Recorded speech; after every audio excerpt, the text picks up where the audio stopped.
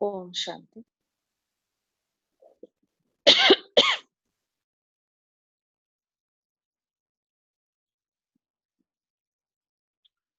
Today, um,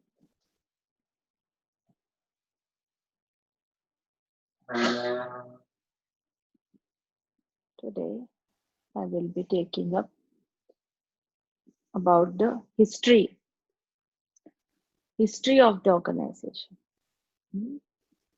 So, a lot of people ask questions as to who is Brahma Baba, because you must have seen Brahma Baba. Hmm. If you've been to any of our centers, you must have seen his picture everywhere. Hmm. And everybody asks for questions why he's there in your meditation room, in your classroom. Everywhere you have the picture of Brahma Baba. Give me the real picture. So this is a this is an old picture of Brahma Baba. So now it is this. This is the picture of Brahma Baba. So this is the picture you will see everywhere in all the Brahma Kumari centers. And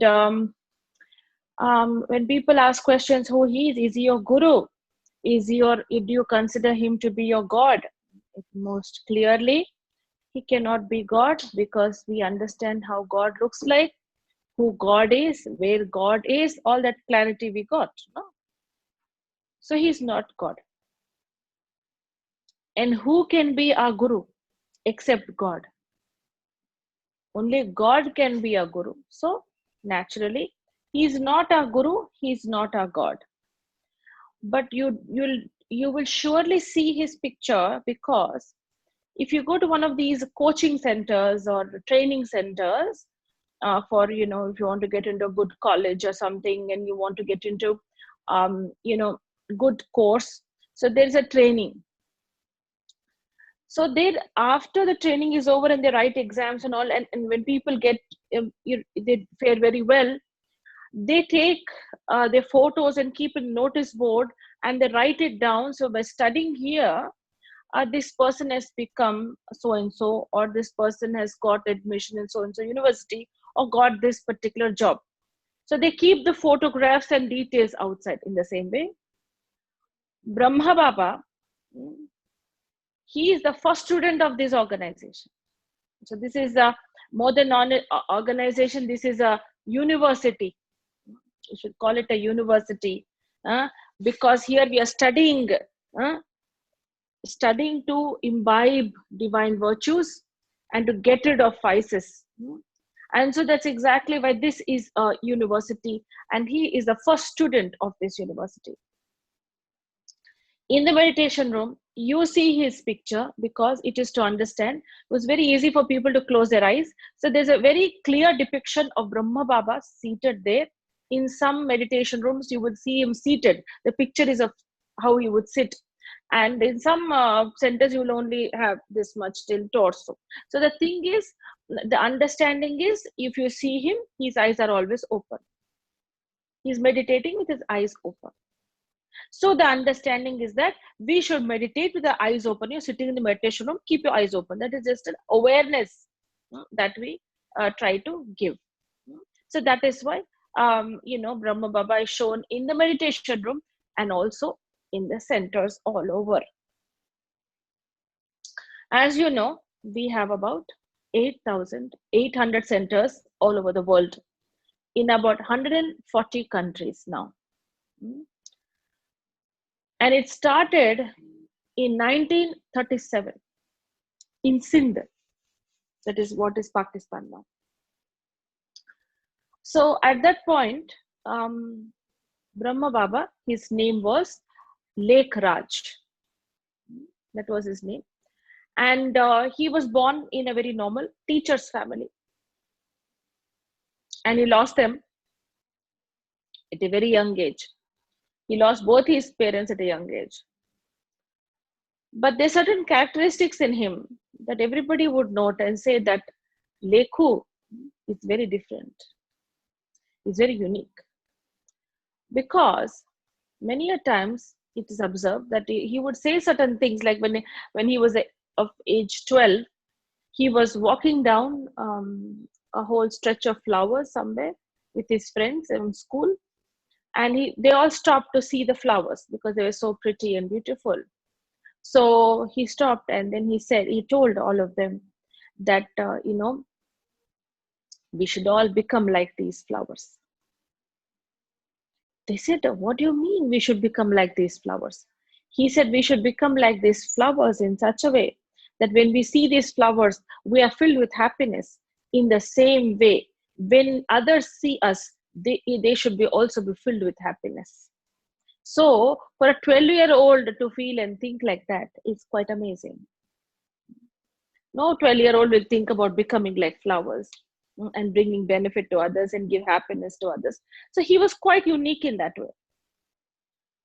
So after that, he started helping his older brother in his grocery store. But whilst helping there, he noted, everybody would note that he was very liberal and very generous hearted. That if people would come and say, oh, I'm not carrying money, and I need to take this, I don't have money. So he would say, no problem. You take it with you, whatever you want. You can give money later, he would tell them. So his brother would say, I wonder how you will do any business by being so liberal and generous. Huh? You should do business that you cannot freely give. Huh? Like that. He was very much into building relationships. After that, he started diamond trade. So by the time it was 1937, 36, 37, he was doing exceptionally well, and he had diamond business in Kolkata, in Mumbai, and in Sindh, Hyderabad. In all these places, he had this flourishing business going on. And by 1936, 37, he was already married with 5 children. 3 of his children were married and gone. 2 children were with him.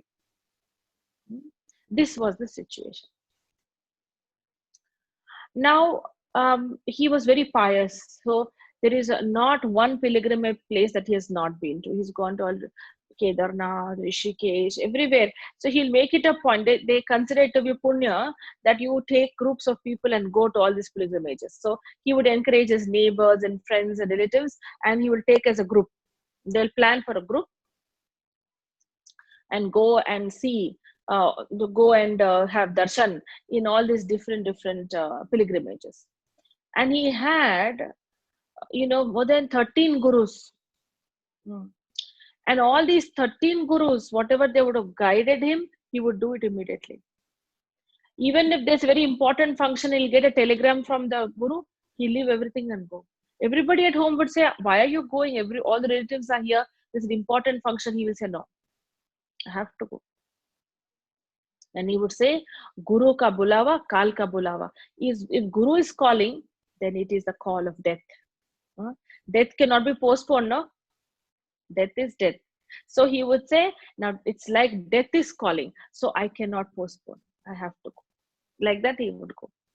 So with the help, with this Guru's guidance, he's read the Upanishad, the Vedas, the Mahabharata, Bhagavat, and Gita, and all the scriptures, including Ramayana. He read all of them. And he was a great bhakta of Vishnu. He used to worship Vishnu like anything. Chaturabhuj Vishnu, the 4-armed Vishnu, he would be so happy to worship. So he had a picture of Vishnu under his pillow. He would keep in his shop, in his pocket. Everywhere he will have the picture of Vishnu with him. He had lots of devotion towards Vishnu. So at one point, he wanted to distribute everyone the gift of Lakshmi Narayan together. He wanted to give everyone the gift for some sort of function in his house. They said they went to the market, and when they got the picture, it was of the only picture which was available of Lakshmi Narayan, where of Narayan lying down on the snakes, and Lakshmi is pressing the feet of Narayan. You must have seen that picture. Very common picture it is. of Narayan lying down on the snakes and Lakshmi pressing the feet. So, but when he saw that, he said, no, I don't want to give this picture to anybody because I don't see Lakshmi like that. She's equal to Narayan every way. So he got a picture made where there was Lakshmi, Narayan, both of them standing together like this. And that is the picture. He got it made and gave it as gift to everyone. Even when his daughter-in-law came, he would tell her that don't put that ghungat and run inside. You should be like my daughter. If you consider me to be your father, then you should see how my daughter lives in this house. Same way you should also be. You should wear the same clothes as she is wearing. She should be free like the way she's free talking to me. Only then you will feel this is your home. Or else you'll always feel it is paraya. It is not my home. You'll always feel like that.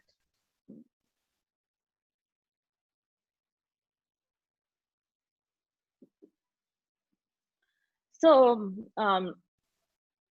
so he was quite modern in his thinking. And at the same time, he would have a regular satsang in his house. The gurus used to come and stay days together, and they will have this 13 days Bhagavad, 13 days Gita, something like that. So every day the guru will speak, and a lot of mostly relatives and friends and relatives or neighbors would come and sit and listen. It was a very well known fact that some Guruji is there in Dada Lekhu's house. So he was called Dada Lekhraj. Dada means brother, older brother. So Dada Lekhraj. So in his house, something or the other keeps on going on happening. Everybody knows. And they know that he is very well off, quite well off. He's a diamond merchant. And also at the same time, he even, he would do this such a beautiful, this business of beautiful diamonds. But when he would go and distribute, he would never tell anybody, come buy my diamonds. He will never tell. He was so royal. So when he would go to the kings, the Diwali time, he'll go take sweets and go. A lot of kings were there at that time, 1930s and all. A lot of kings were there. They may not be having position and all that, but they were there. And so he would go and meet them and give them sweets and all for Diwali. So, but then what he would do is that he would make his youngest daughter wear all the new jewelry that he has got made, all the new variety design. He will make his daughter wear, and he will take her with him. When the queen would see all this beautiful diamond jewelry, she'll say, I want a piece like that only. That's very nicely you've done. So I want like that. So the queen would be very interested to get a set for herself. So the king would say, Dada Lekhu, he would call him Dada Lekhu, you are more royal than a king. That you would never say with your mouth, please buy my stuff. You have such a different way of presenting yourself that, others only will say that we want to buy. So like that, he would never tell anybody. And he was a great donor. Every year, along with his uncle, he would, both of them sit and give lot of donations to the poor. They've done a lot like that every year. So this is actually his background. Very, very religious minded, religious bent of mind, and lot of love for God, and very disciplined. So all this, that's how he was. And he was 60 years of age. And he went to Mumbai for some business transaction. When he went there, in his friend's house, there was Bhagavad going on. This, the what you call as the lecture series was going on in his house. So he decided to stay back. So he stayed back for all the whole Bhagavad to listen to everything and all. And there, for the very first time, he had the first vision. While sitting there, while listening to that Guruji, immediately he had what you call a sakshatkar. In that vision, he saw Mahavinash, he saw bombs and natural calamities and communal riots and all. So horrible scene he saw. Because 1936 was relatively quite a peaceful time. Now at least something's happening in Syria, something is happening here, something's happening there. Every day there's a news, there's an earthquake happened here, and there is one hurricane happened there, and there is one tornado happened there. So you keep hearing news. But at that time in 1936 and 37, not much going on. So much, like the calamity was not taking place. There was nothing called tsunami also. Nobody heard about tsunami. Nobody heard of such kind of a variety diseases also. Nothing in 1930s. So when he saw that Mahavinash, that great destruction that he saw, he was wondering, why did I see this? What is the meaning of this? And what do I have to understand by this? And after that vision, he had a vision of Vishnu, whom he used to worship so much, his Ishtadev. So when he saw Vishnu, he was filled with ecstasy. He said, oh my God, what else do I want? You know, whom I have been calling for, the whom I've been worshipping, he himself has given his vision to me. He was filled with so much happiness. So after the whole lecture, he went to the Guruji and said, Guruji, please guide me, because right now I got a vision of Vishnu himself. Now you should tell me what I should do now.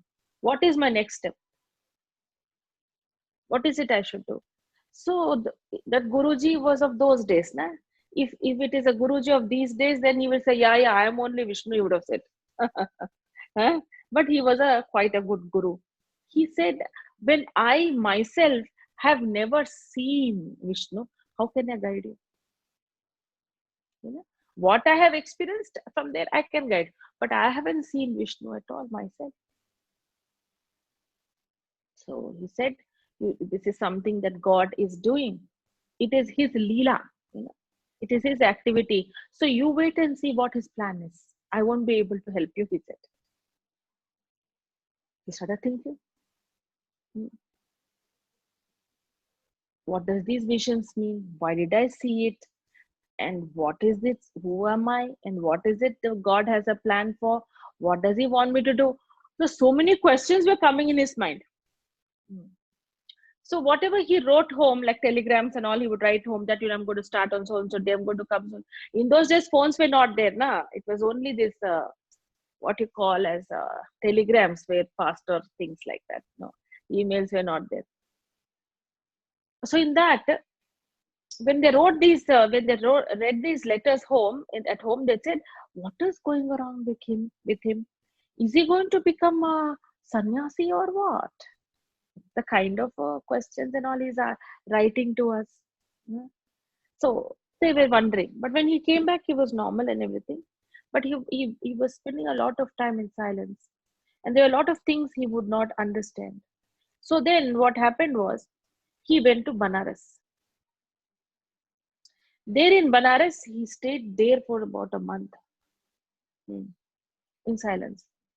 Because what is happening is, in his own family, people around him, like his wife and his daughter and his son and his daughter-in-law and everybody, are having different visions when they, like how he had a vision.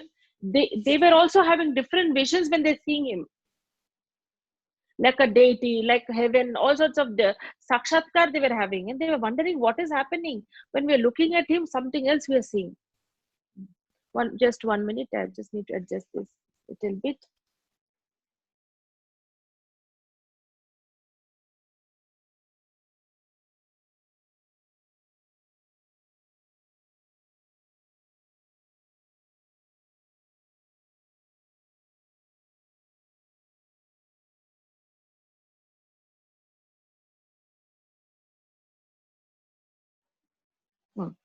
So the thing is, he was a kind of different man. He was spending more in solitude. He was thinking within himself and all that.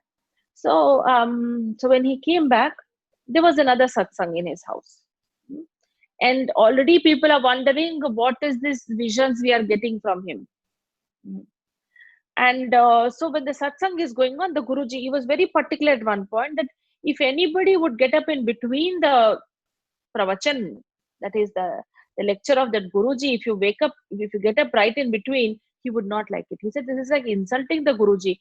If you can sit through the whole of the lecture, only then you sit, or else don't. It's like insulting to get up in between.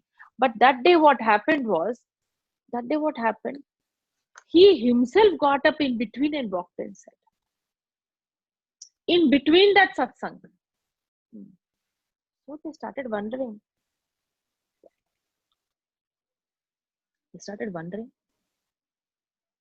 What's going on?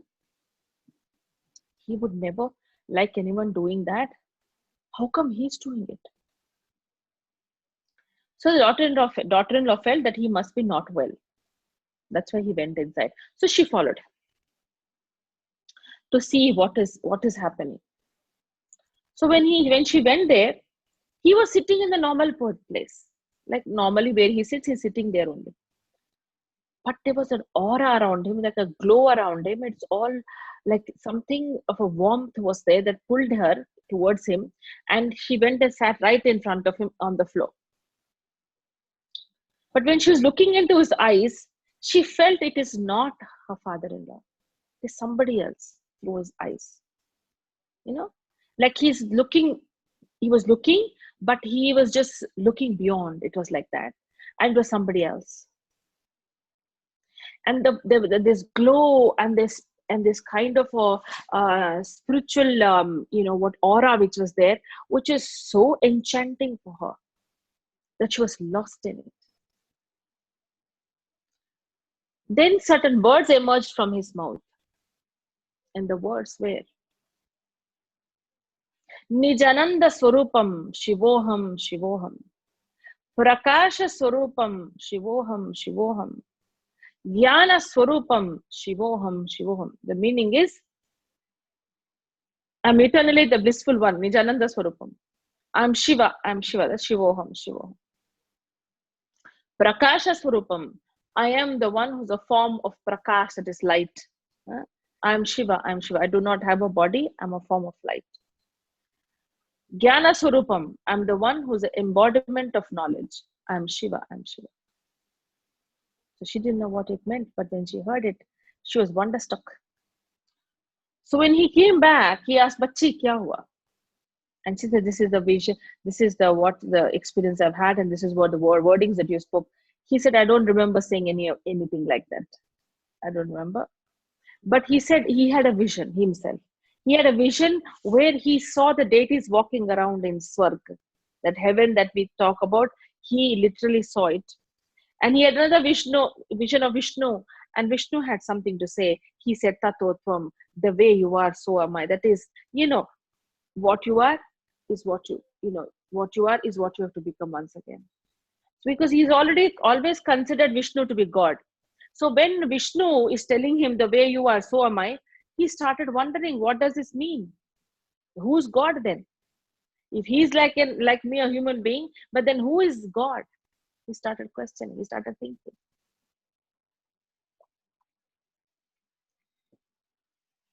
And then it just so happened that everyone around started coming and wondering what is happening, because the vision's it's continuing. So many people started coming, and everyone would get so caught up and think, oh my God, what are these visions we are seeing of the deities and of Swarga and all that? Whomever they were worshipping, that is the image they are getting. That is the vision they were getting when they're looking at Brahma Baba. So they were wondering what's going on. So people around, they started saying, so this is like a Jadoo Mantar thing is going on. Like some magic this man is doing. He was a businessman till yesterday, and suddenly what is this magic he's doing? He's giving visions to people. Naturally, people are wondering, and what is this knowledge which he's speaking that nobody's understanding? Because the thing is, this is not, knowledge is so different from what is written in the scriptures, isn't it? So the thing is, the knowledge which was spoken through Brahma Baba was not the knowledge that he had before. Whatever he read in the scriptures is the only thing that he knew.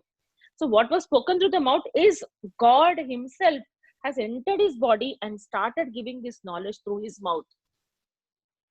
So when he is giving this knowledge, this person's body that he has taken, he himself doesn't know that this knowledge is emerging from God. So he would write it down because he didn't know what is coming out of his mouth. So God would say, we say God, we say Baba. We call him Brahma Baba, but Shiv Baba is who? You've seen the picture of Shiv Baba? Have you seen picture of Shiv Baba? You should know how your father looks. No, I have described, but do you know how Shiv Baba looks? No, I have to make it very clear. How does Shiv Baba look? Shiv Baba means here.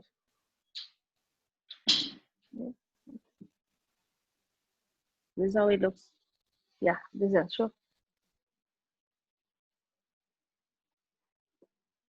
This is how he looks. Okay, so this is Shiv Baba.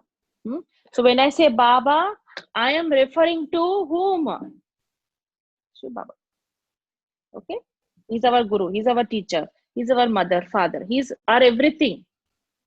Okay, Brahma Baba is like a student like us, but he's a older brother for us. A Dada, we say, no? Like that. So we have to have this clarity in this knowledge.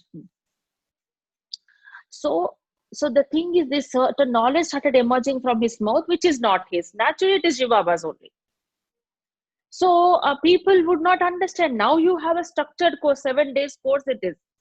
So you understand the cycle, you understand what is the meaning of swastika, you understand why we do pradakshina, that parikrama around the temple, who's Hanuman, who's Ganesh, everything Baba is revealing. But the thing is, Brahma Baba did not know all these things, like how you all did not know. Like I did not know before 92, all these things I did not know. So the thing is, he was also wonderstruck. What is this knowledge, amazing knowledge, which is coming from his own mouth? So he would say, Baba would say, I have entered this body in his last of many of his births, and this one whom I entered is an impure one. So he would say that Brahma Baba is impure. So he would write it down. I am impure. I have taken many births. Like that, he would study. So when this is going on, a lot of opposition took place, because what is his knowledge? What is people are running there to see him? You know, a lot of family members from different families, they were going to see what is Dada Lekhu teaching. At that point of time, there was one 16-year-old girl with her newly widowed aunt and mother. She came to this spiritual gathering. So and she was considered to be she was quite popular in that community, because she was the one of the few who was studying in an English medium school in those days.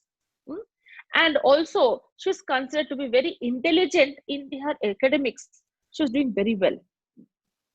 So when she came there with her widowed aunt and with her mother, and when they were sitting there, when she heard the whatever Brahma Baba spoke, when she heard that, she was the first person to say, this is not God. She said, what you're seeing, because everybody is thinking he's only God, Brahma Baba is only God, because they're getting visions and visions and visions.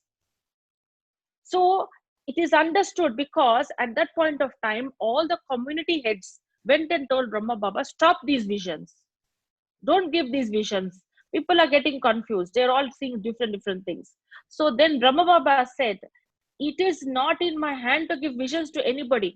I am a very, very simple, ordinary man.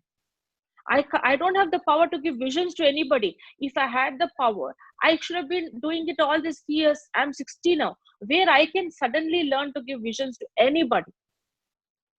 So he said, I am not giving visions. It is he who is doing. God is giving these visions through me. So please tell him to stop it. I don't know about it. But they didn't understand what he's trying to say. He thought he's there. He's only creating these visions. And they left. So they burned down his house. They put a court case, and they did so many things, and they've come to kill him also, because they will tell a family member, don't go there. But she or he will say, no, I want to go. Such a knowledge is so good and all. So they say, my God, our family members are also going against us. So they try to kill him also. But everything what Brahma Baba, Shiv Baba is, of course, he's God, but Brahma Baba, he tolerated everything. He was so popular among that community. Everybody would call him for all the functions, for ribbon cutting, and for all inaugurations and all. They would call him because he was such a popular man. He lost everything instantly because of these visions and all that, what God's task is going on. And he lost all his popularity, and people started talking such rubbish about him.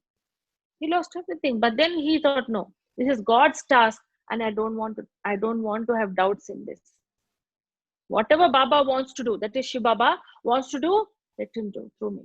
Like that, he became Nishcha Buddhi. So I was mentioning to you about Mama. Her name was Om Radhe. So Om means I am. No? So her name was Radhe. And she came. She's the one. She is the one who came. Her, when she came, she said, "This is not God." He said, "This is not God. God is someone who's entered his body and he's speaking through this body.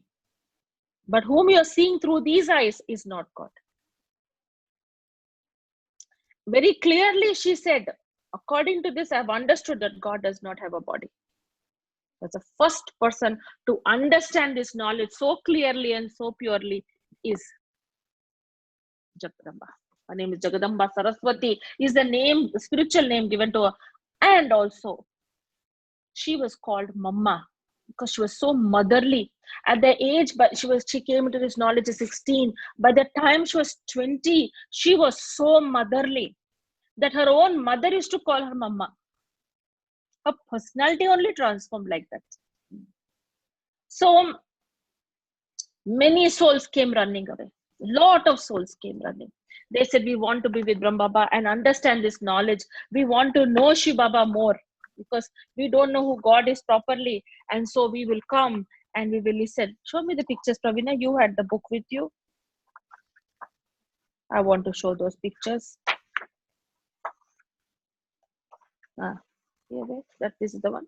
This is the one. So this is the group of all the sisters who had come. They all went there to listen to this knowledge. And these were the ones who are the administrative heads now. Some of them are no more. But this is Dadi Prakashmani, the second administrative head. She left the body in 2007 and she was 84 at that time. So all of them, this is Manmohini Didi. She also left the body in 90s. So all of them, they came. About 300 of them went to Brahma Baba and said, "Now we want to be with you. And we want to understand Baba. We want to understand who is Shiv Baba and how he is and everything." They had a lot of interest.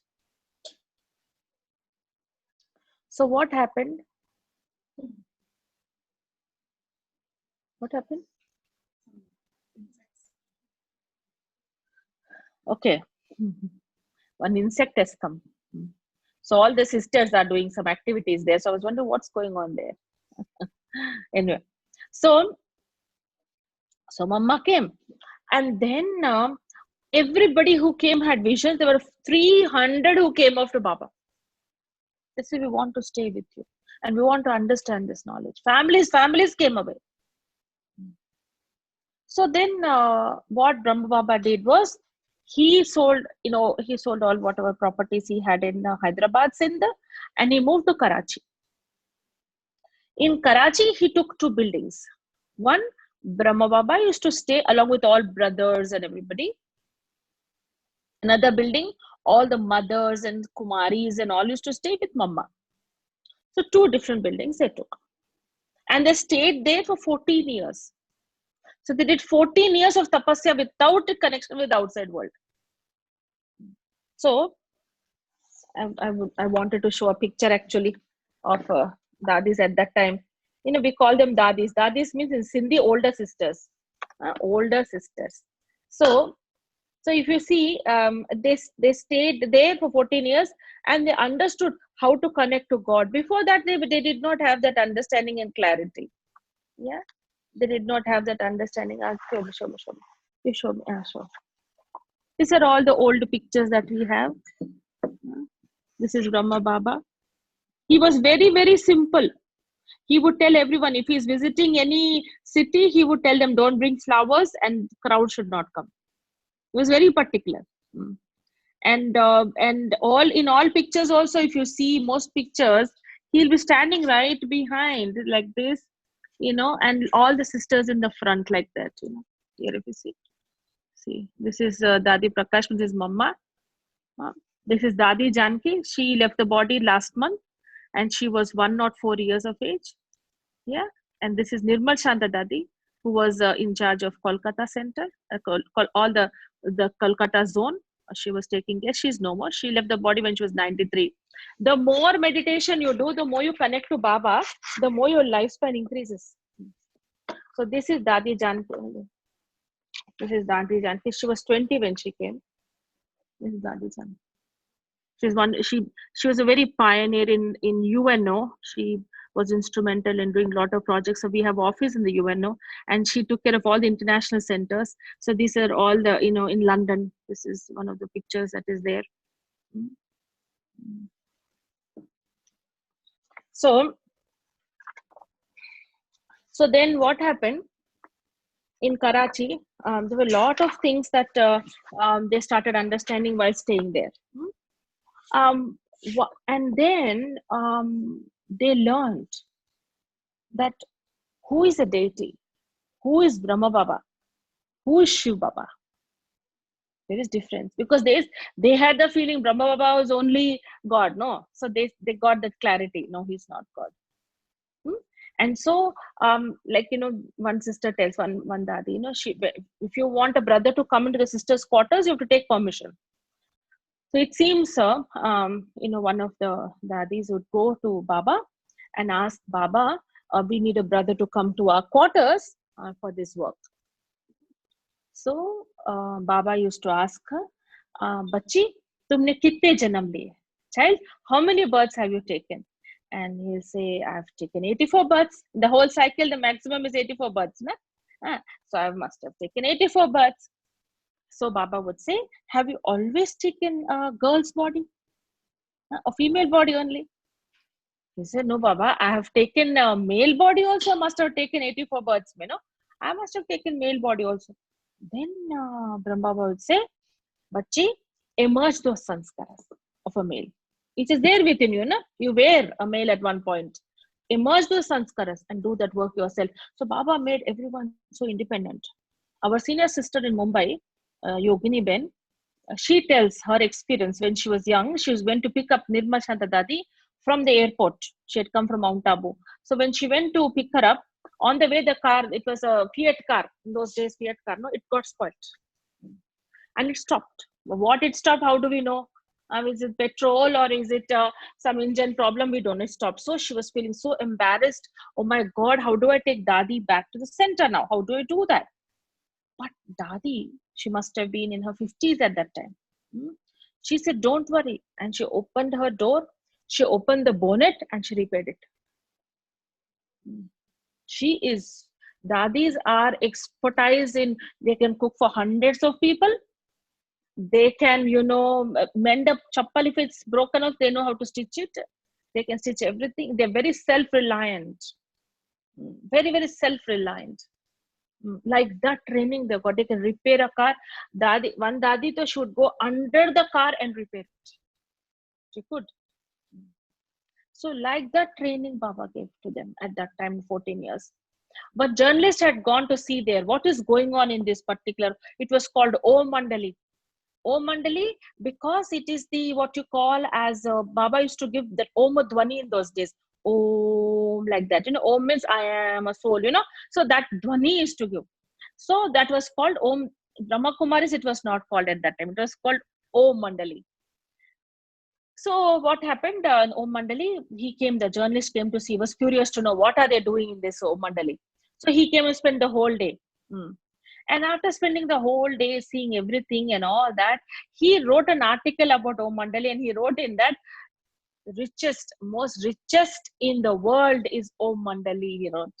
Why? Because the thing is, what Brahma Baba did was, all his property, he sold it in one day. He went to his partner and he said, please divide it, all my business, and give me my share, and I'm going. He said, all the immovable property, so many things are there. He says, andaz lagao, whatever it is you want to give, you give. So, but that partner got the profit, and he didn't get any profit. He got in money profit. So he sent a telegram home writing that my partner got the profit of money, I got the profit of God. That is the kind of a telegram he sent. So he made a trust taking. In those days, it was about 16 crores. So one of his diamonds is in the crown of Queen Victoria. It's in the museum now in London. So the 16 crores in that time, he made it into a trust. The trustees were all these dadis. His own children were not trustees. He made the Mama, Dadi Janaki, all of them, I'll show you. These ones. Dadi Prakash Pani, Dadi Janki, Dadi Gulzar. He made all of them, 8 of them, as trustees for that particular trust. So in the morning, he will soak the nuts and put it in everybody's mouth in the morning. And then in the night, he will go check every mosquito net. There are no mosquitoes for children to bite. Like that, he took care of them. So Dadi says, more than our father, he took care of us. Some came off with families only, no?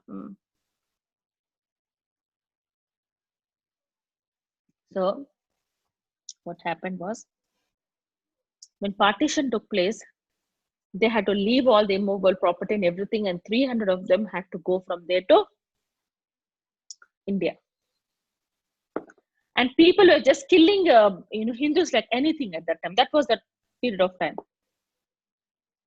So it was very grotesque scene, very horrible scene. So they all had to leave everything and leave, and so they need such a big property to live in India, no?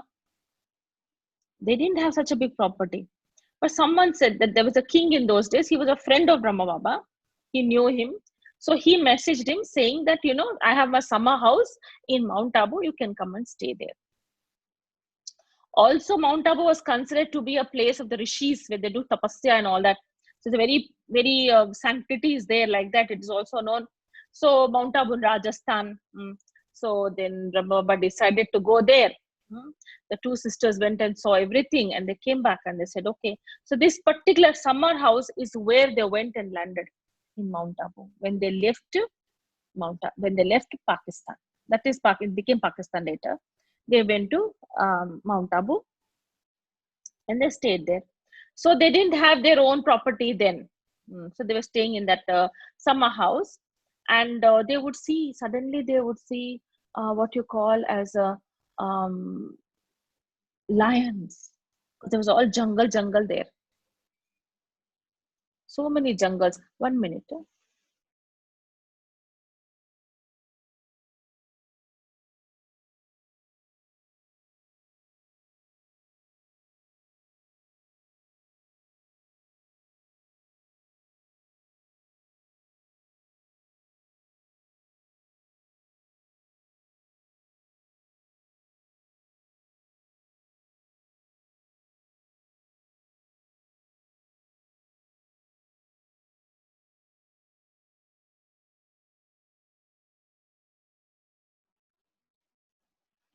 So the thing is, there was a lion which came out of the jungle and went inside like that.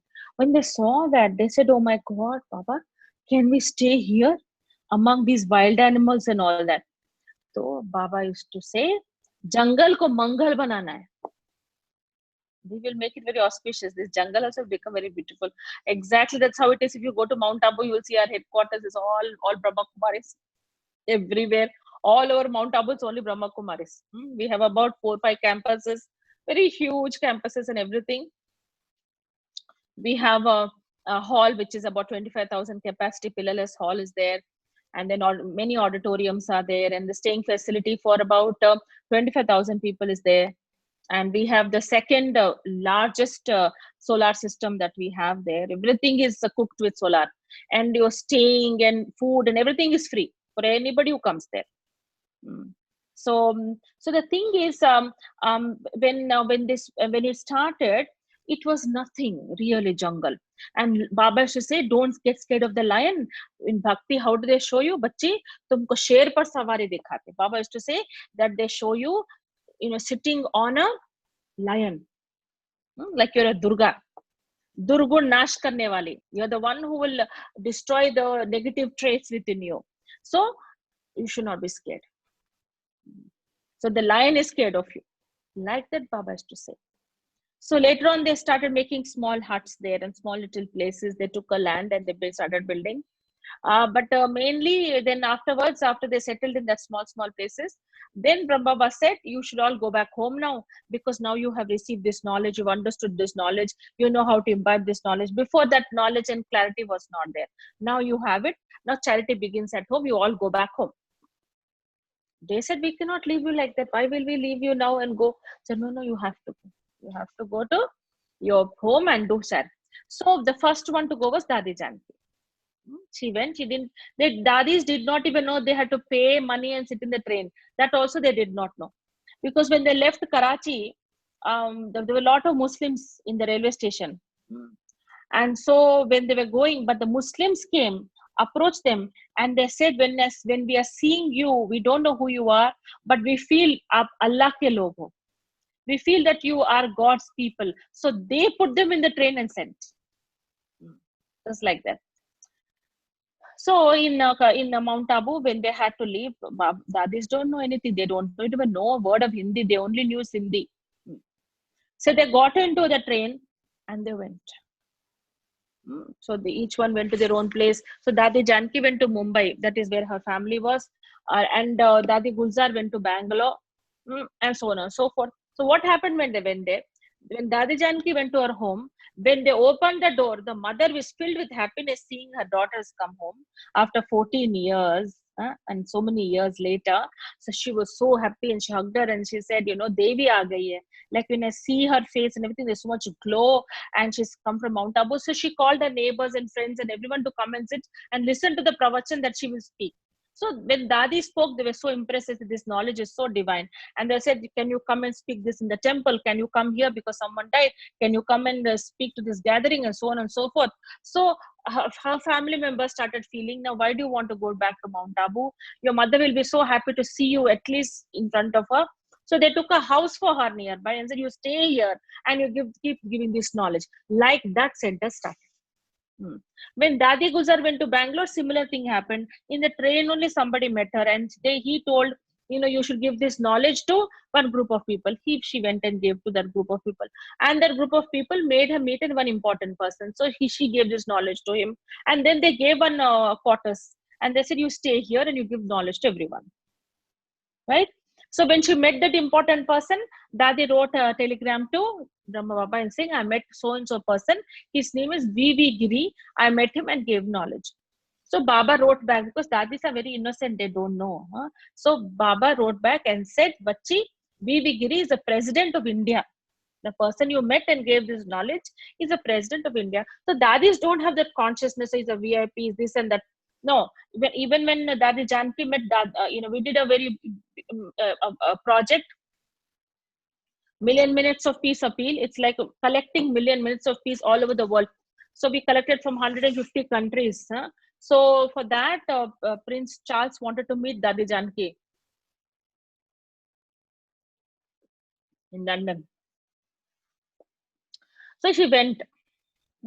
So they told in protocol, all our sisters and brothers, to Dadi, he's a prince. Some protocol will be there. You cannot say my brother like that. You should say your honor. What do you say, majesty? What do you call? Your highness, sir. Your highness. Something like that you should say. You cannot just go and say, mere bhai, like that. You cannot say. And you cannot touch them also. So you should be in a distance. The protocol is there so much. So when Dadi went there, and when Prince Charles came, Dadi immediately, she looked at him and said, my brother. And he was also very enamored. Everyone I have seen them meet dadis, there's totally for them because they're so soul conscious. Dadis have so much practice of soul conscious from that age. So the minute they saw Prince Charles, they saw he's Baba's child only. He's Shiva's child, is my brother. So he caught hold of her and took her hand and sat and heard her. Translation was going on. But the thing is, what I'm trying to say is that these dadis are very innocent in the sense they're very wise, but they're very innocent. And only through love they do administration. Management of all these so many centers. We have more than 25,000 surrendered sisters like me, and managing so many of them in such big campuses all over. Only through love. Through love only they have done till date. So Brahma Baba in 1969. Now, when they made the huts and everything in that cottage, see, I will take another 5 minutes. Then I'll continue tomorrow. What do you feel? Because history is very long. And also I will tell you about how to sustain also tomorrow.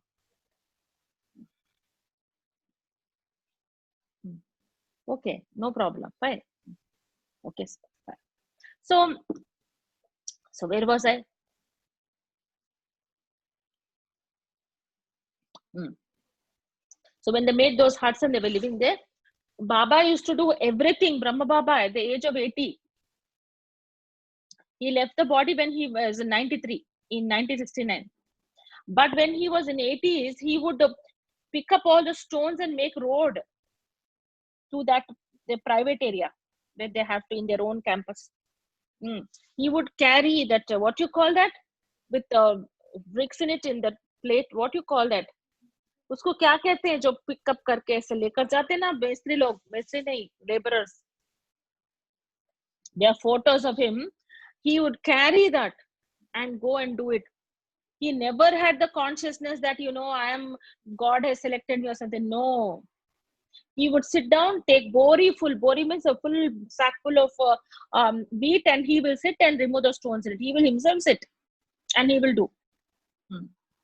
And his small cottages there, if you go there, you will know he used to live very simple. Small cottage. They have painted and made it all beautiful now, but it is a very simple cottage. It is like three people can sit comfortable, Pravina. 3 or 4. 3 people can sit comfortably, that's all. That much small cottage. In that Brahma Baba used to live. And the whole night the lamp was on, would be on. They would ask, Baba, did you not sleep the whole night? And Baba used to say, no. Because Shiv Baba is waking me up. And he's telling, how can you sleep when the whole world is having sorrow? You take from me and give the world. Shiv Baba would tell him, you cannot sleep. He was so powerful he became. Even in the age of 93, that there's a rock, Baba rock we call it. It's like a mountain if you want to climb it. It's very tough. I have tried. About 10 years ago, I was much thinner. I could not climb it. I was panting for breath only. Little bit I climbed and I was stopped. So the brother who was guiding us, he said, sister, Brahma Baba used to climb so fast at the age of 90 on the whole place. And he would play tennis till 93. So he was physically fit, mentally fit. The thing is, all through the night from 2 to 5, he would sit and remember Baba and take strength from him. All through the night. And evening also, he will come and take class for everyone. Morning also, he will take the class. Like that he was. And he will do all activities. So, in 1969, when he took the class and he said Vidai. Vidai means goodbye. Nobody understood why he said goodbye. Always he'll say Om Shanti, good night. But that day he said Vidai means goodbye. And then he went to the room and then he took the hand of Dadi Prakashmani. He asked her to stay back. She was in Mumbai at that time. He asked her to stay back, Dadi Prakashmani here, sorry. And said that you stay back a little bit, a few more days. Because he knew he was going to go. So when she stayed back, he took her hand. That he was 93 and Dadi must be 50s, in her 50s then. And she came at the age of 14, Dadi Prakashmani. She was 14 when she came to Baba. So she took her hand and then gave drashti. Drashti is through the eyes, giving good wishes. And then Baba left the body. Little bit pain he had. And slowly he just went away. Just like, nothing happened. They say baal se makkan se baal, they say, like from butter, if you remove one hair, how it will come out like that. He became Abhyakt. So all these centers, when he was leaving the body, there were 100 centers all over the country. International centers started from 1971. But till 71, they were all centers in India. Only 69, there were 100 centers. And they're very simple centers. It's like one sister will sleep on one bed and one sister will sleep under the bed because there's no place in Mumbai. Like that it was. And Dadis used to walk. Sometimes when Dadis come to Mumbai and we show around, and Dadi knows, Dadi says this is the road and this is the road. So how do you know so many roads? Dadi used to walk because they save money for transport and they would save money and send to Mount Abu. It was like that. Lot of tyag. They'll put the curtain and take the course and they'll open the curtain and cook. It's like that. So who would run the centers then? Baba used to say, marne se, mangne se marna bala. Baba used to say, it is better to die than to ask. You should never ask anybody anything. You should, this is God's knowledge, God's way. You should give, freely you should give everything. You should never ask. So that is why the organization is a non-fundraising organization. We never ever take donations from anywhere. Never. And whatever courses, programs, your stay in Mount Abu, everything is free. All the courses are free. So the thing is, you might wonder, how does the organization run then? A lot of people ask me questions. Sorry, sister, you don't take anything. We've been coming for so long. We don't. Why? How it is run? I'll tell you that, and I will stop. Then you can all go have your dinner. Where is the picture of this one? I think it's in this. I have so many pictures, books now kept here to show you all. I haven't hardly showed anything. This is all Mount Abu. This is all Mount Abu. This is the 25,000 pillarless hall. This aerial view. This is a 123-acre land in the Taleti, the foothill of Mount Abu. This is one of the auditoriums that we have there in Taleti. This is the cottage which I told you about. This is the cottage where Baba used to live. This is the one. They've painted it all green and yellow and all that, but and this is the first conference hall that we have in Panda Bhavan, that is on top, where this is there. This is the Samadhi of Brahma Baba. It is called the Tower of Peace. And this is all accommodation. This is the Peace Park that we have. This is also about a 30-acre land that is developed into a park. It's a tourism area there. All people come for tourism and they will see all these places. This is all Panda Bhavan, of course. This is the transport that we have. And this is all the entrance of the original campus. And this is where we all sit and meditate here in the Shanti Stamba. This is how dadis are meeting here. Here, see, dadis are meeting here. These are all dadis, and all are there to meet. Okay, and here this is Gyan Sarovar. This is another complex which is called Gyan Sarovar. Here, this is the dining facility. This is the dining facility, and this is the staying facility. And here, this is the training facility in that. This is the one, Gyan Sarovar Academy for the Better World. Here, all guests come and stay there. We have conferences and seminars and all that there. This is the pillarless hall which I mentioned to you, from inside the view, and this is when everybody is sitting. This is the road in front of that hall. It is called the Diamond Hall. This is the Gyan Sarovar complex, Gyan Sarovar. And this is the global hospital that we run here. There. Okay. So how do we build all these things, and how do all the centers around the world, 8,800 centers run? With no money, let me tell you. When this Diamond Hall, the 25,000 capacity hall was being built, they said it is going to cost about 8 crores in 1995, they said. So then what happened was, they said, okay, if it's going to cost so much, then, one brother, oh, you've been there, is it? Like a tourist you went, is it? Nisha Ben? Oh, very beautiful. And yeah, food also, it's made, you should see the kitchen. It's so beautiful. It's so clean, wonderful. And in just 1.5 to 2 hours, for 25,000 people, food is made. Not just one item. Oh, like a tourist event. Now you should go as a guest. Next day you should go as a guest. So you will have all food, like, so you will have roti, dal, sabji, chawal, everything made in this one for 25,000 people. Morning also tea for everyone. Afternoon popcorn for everyone. We want not very variety snacks, but popcorn, so everybody can have. It's made there. And there is a bread department also. There are 40 departments in Mount Abu. 45. We make our own sofas. So one brother approached Dadi Prakashmani, and he said, Dadi, I sold a land and I want to give 3 crores for the Diamond Hall that you're building. And then later on, after 3 months, I'll give more. So Dadi said, I'll let you know. Not now, I'll let you know, Dadi said. He got hurt. He went and told the Nirvair Bhai, who was a Secretary General of the organization. And he told Dadi said like this, but this money is a hard earned. This is white money. This is not black money. Why Dadi saying no? So, so Nirver Bhai said there are certain systems that we follow. You just wait and see. So Dadi announced in the class for everybody that, there were 3,000 centers then. So Dadi said, whoever believes in Baba, who has faith in Baba, and they studying this knowledge every day, and they are applying this in their life and taking benefit by remembering Baba, they should put 1 rupee in a box called Diamond Hall box. Every day 1 rupee. So everybody are on the whole centers, everywhere they used to, whenever they would remember, every day they'd put 1 rupee, 1 rupee, 1 rupee. And I remember myself, I would also put 1 rupee. It is something I collect, and every day we make it a point to put 1 rupee in that box. And then that hall was built. In 97, it was built.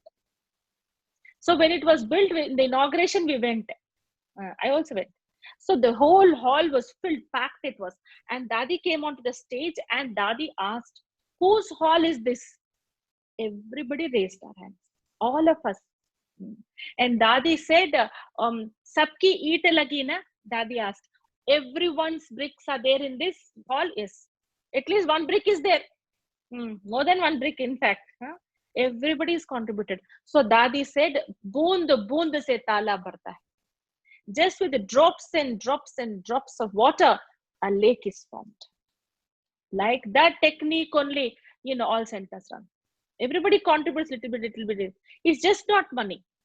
It's about time. It's about talent. Like all our youth here in this center, they are all from IT and software. They help us with this Zoom and everything. They only help everything.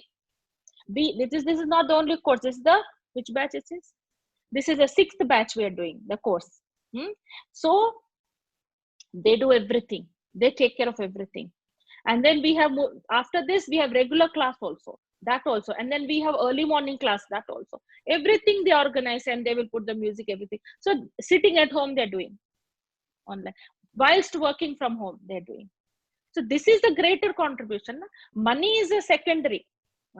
So time, talent, skills, all that a lot of tailors from different centers, they go to Mount Abu to do curtains.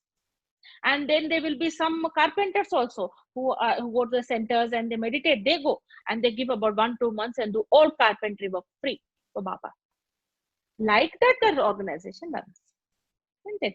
And we are all dedicated members. We are about 15,000. No, 15,000 we are, Pravina, in whole of India. Abroad, I don't know the, lekka. Lekka means amount, I don't know. But in India, we are surrendered sisters who are 15,000 must be. 20,000 you can think, because the last time when I heard they said 15,000, but 20,000 sisters in all over the country. Okay. So now if you see, for our sisters, there is certain systems are there that you have to take permission from your parents. Only then we can dedicate. And also it is conditions are very, this thing that you should never disconnect from your parents.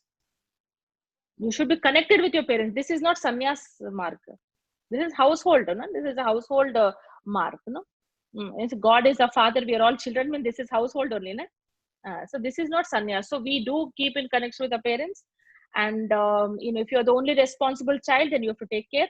Like my mother stays in the center with me because now she's very old. My father is no more. So my sister's abroad. So she stays with me. It's like that. Okay.